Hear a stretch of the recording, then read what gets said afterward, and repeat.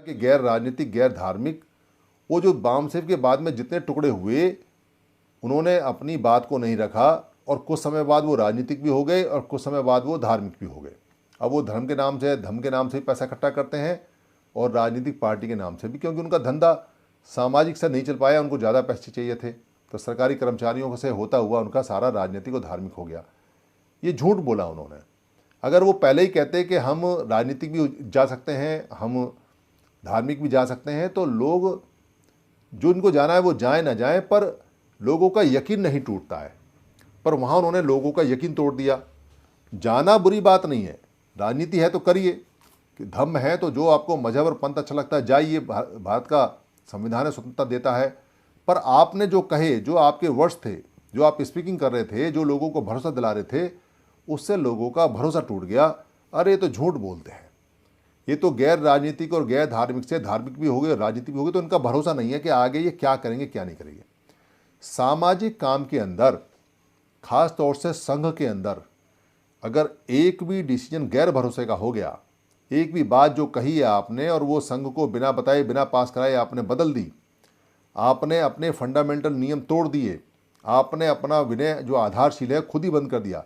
खुद ही तो संघ ये कहता है कि ये नियम कभी नहीं बदले जाएंगे, ना कभी ख़त्म किए जाएंगे, ना कभी अमान्य होंगे, और खुद ही किसी भी नियम को अमान्य कर दे या खुद ही किसी नियम को बदल दे या किसी नियम को ख़त्म कर दे, तो फिर संघ का यकीन कौन करेगा? कोई नहीं करेगा। लोग हमारे किसी को बुरा नहीं कहते, पर जितने संघी यहाँ सक्रिय हैं और काम करने वाले हैं, चाहे वो 10,000 हैं चाहे 20,000 हैं, इनका भरोसा लोगों से उठ जाएगा, जो करोड़ों लोग हैं उनसे उठ जाएगा। इसलिए संघ अपने नियम कभी नहीं बदलता, और वो जो नियम होते हैं वो हाउस पास करके बनाता है और हाउस के द्वारा बनते हैं। तो कोई ये कह सकता है कि भाई आप तो लकीर के फ़कीर हो, आपने तो नियम बंद कर दिए, संघ क्या नियम ऐसे बंद होते हैं क्या? तो नियम बंद भी नहीं है। जैसे बाबा साहब अम्बेडकर ने संविधान में रखा हुआ है कि 2/3 मेजोरिटी से कोई भी नियम बदल सकते हैं, तो बदला जा सकता है। जैसे बुद्ध ने आखिरी समय आनंद को ये कहा कि आनंद, कुछ नियम जो प्रैक्टिस में ना आए उनको ख़त्म कर देना, और जो नए नियम प्रैक्टिस में आए और जो संघ के अनुरूप हों, धर्म के अनुरूप हों, उनको ले लेना। ये बात उन्होंने कही। और संघों के हिसाब से जैसे बुद्ध को जब सज़ा हुई, सिद्धार्थ गौतम को सज़ा हुई, और सज़ा होने के बाद में जब वो शाक्य संघ से निकाल के बाहर खड़े कर दिए, चले गए, और बाद में जब कोलियों का और शाक्यों का झगड़ा ख़त्म हो गया और उनमें आपस में बात करके सुलह हो गई और युद्ध नहीं हुआ, तो उन्होंने बुद्ध के जो डिसीजन लिया था बुद्ध का, कि सिद्धार्थ गौतम का, कि देश निकाला गया, वो वापस ले लिया। तो लचीलापन भी है, क्योंकि लचीलापन इसलिए है क्योंकि इसके अंदर भी एक नियम है, संघ आदि से सर्वोपरि, यानी संघ का आदेश सबसे बड़ा है। और ये बात मैंने कई दफ़ा बताई आपको, मैं फिर बता रहा हूँ, ना खाता ना बही, जो संघ कह दे वो सही। क्योंकि बाय द संघ, फॉर द संघ, ऑफ द संघ है। संघ ही नियम बनाता है, अपने लिए बनाता है, और संघ के नियम ही होते हैं। इसलिए ये जो विनय के आधार हैं ये भी संघ ने बनाए हैं, इसलिए संघ सबसे बड़ा होता है।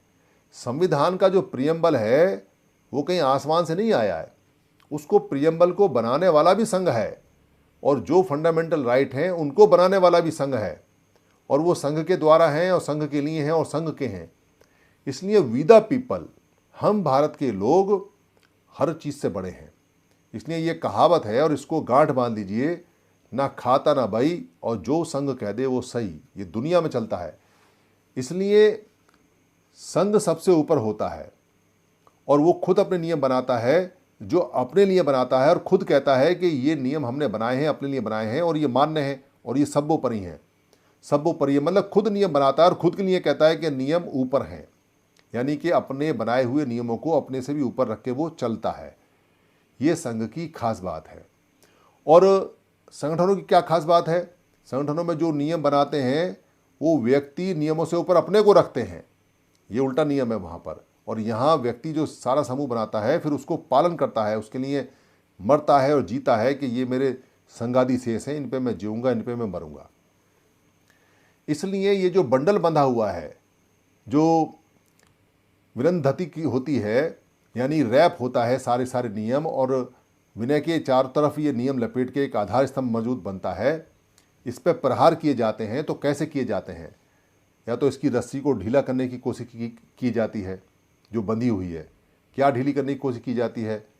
किसी संगी को खरीद लिया, व्यभिचार में फंसा लिया, उसको कोई जुर्म करा दिया, या कोई मजबूरी खरीद ली उसकी, या मजबूर कर दिया, या उसके अंदर कोई राग द्वेष पैदा कर दिया, तो रस्सी थोड़ी ढीली हो गई। अगर संगी लालच में फंस जाएंगे, राग द्वेष में फंस जाएंगे, द्वेष में फंस जाएंगे, एक दूसरे से दुश्मनी में आ जाएंगे, एक दूसरे से बदला लेने में आ जाएंगे, एक दूसरे को नीचा दिखाने में आ जाएंगे, एक दूसरे को ऊंचा दिखाने में आ जाएंगे, एक दूसरे की बात नहीं मानेंगे, एक दूसरे के सामने अहंकार प्रदर्शित करेंगे, एक दूसरे के विरोधी हो जाएंगे या एक दूसरे के घनिष्ठ मित्र हो जाएंगे। अगर संगी ऐसे हो जाएंगे तो कभी भी कहीं भी वो कमज़ोर पड़ सकते हैं और किसी भी नियम को, जो नियम विनय आधार के अनुरूप ना हो, उसके उल्टा हो, उसको पास कर सकते हैं। या कह सकते हैं कि थोड़ी इसमें रिलैक्सेशन का नियम ले आइए।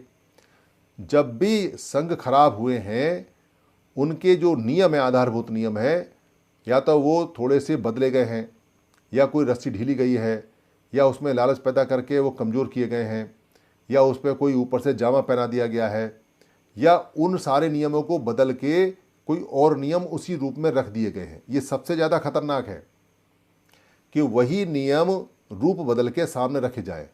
अधिकतर जो संघ टूटते हैं वो ऐसे टूटते हैं कि आधारभूत नियम के समक्ष कोई नियम पेश किया जाता है और उसके ऊपर इतनी ज़्यादा वकालत की जाती है, इतनी ज़्यादा दलील दी जाती है, ये ठीक है नियम, ये ऐसा नियम ठीक है, ये होना चाहिए, और ये बढ़िया है, और ये पहले वाले से बढ़िया है, और ये नियम ऐसा है और वैसा है।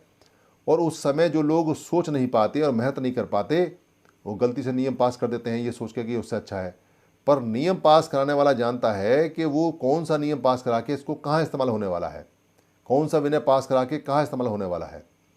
इसलिए जब भी संघ टूटते हैं या जब भी संविधान टूटते हैं, उसमें नियमों की या तो मरम्मत करते हैं, उनको बदलते हैं, या नियम को उड़ा देते हैं, ख़त्म कर देते हैं, और या नियम में डिफ्लेक्शन पैदा कर देते हैं, उसको चेंज कर देते हैं, थोड़ा सा मॉडिफाई कर देते हैं, उसको बदल देते हैं और अपने पक्ष में कर लेते हैं इफ़ और बट लगा के। इफ़ और बट का बड़ा है, यानी कि किंतु परंतु लगा के उसको अपने फेवर में कर लेते हैं। एक एक शब्द की कीमत होती है संविधान के अंदर, तो वो कर लेते हैं, तो पता नहीं चलता क्या हुआ क्या नहीं हुआ।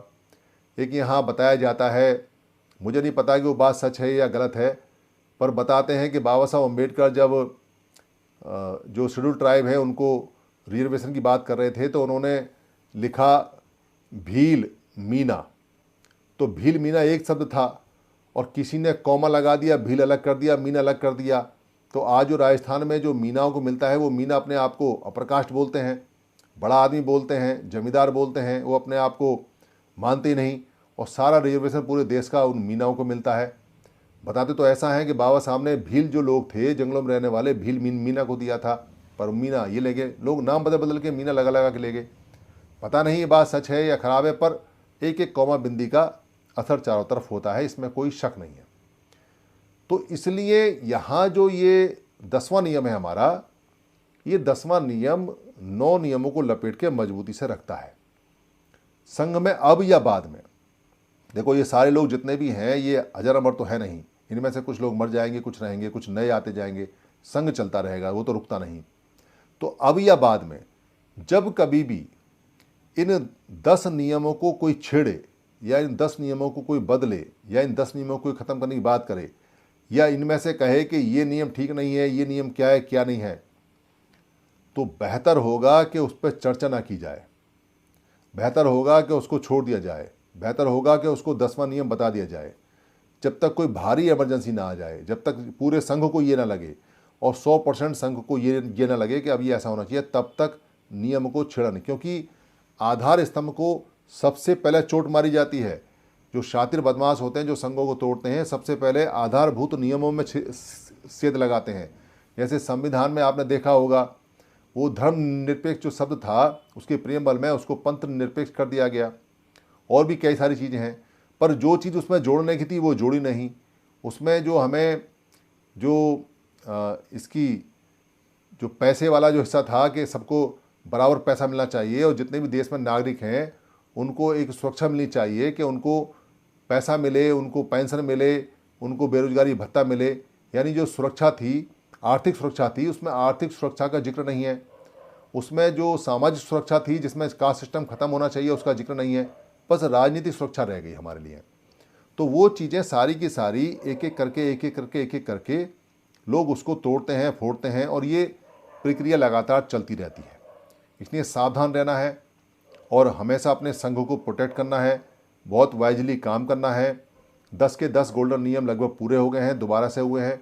40-40 मिनट के, 30-30 मिनट के, 50-50 मिनट के ये हैं। जितने संगी हैं उनको बार बार सुने, बार बार उनको पढ़ें, बार बार देखें। ये लगातार मॉडिफाई होते रहेंगे, लगातार ये बढ़ते रहेंगे, लगातार इनमें जुड़ता रहेगा, लगातार और बातें होती रहेंगी।